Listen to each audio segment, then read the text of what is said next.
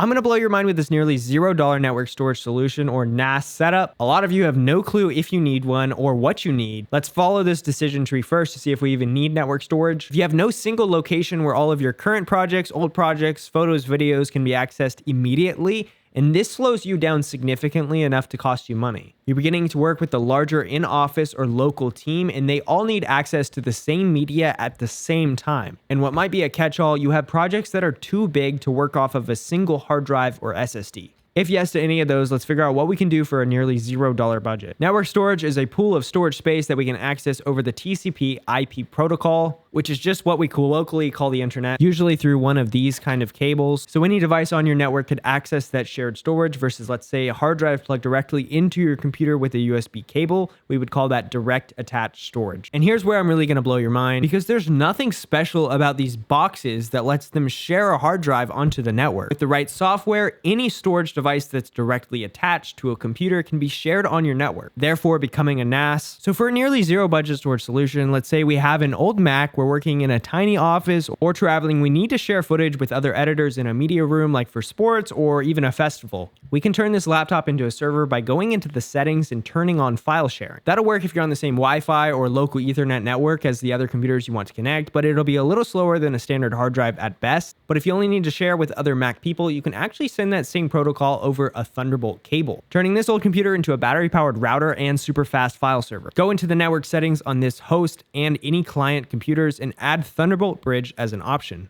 Now we need to connect this cable from the client to the host. Under general sharing, we're going to go into file sharing, and here we can add whatever directory we want. It can be the internal drive, an external SSD, whatever. For access, we're going to add a user account we know the password to and change it to read-write access. Now restart that computer you're using as the file server and check in network for the self-assigned IP under the Thunderbolt bridge.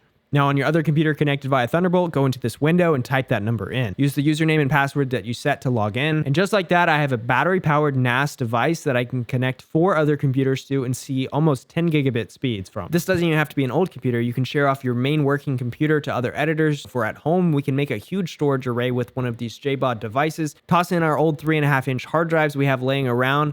And what I would do is make 2 different volumes using this software called Smart RAID. Only share one of the volumes and use something like Time Machine to back it up to the other volume. And if we're home, we can use one of these 2.5, 5, or 10 gigabit Ethernet dongles and a similarly rated switch.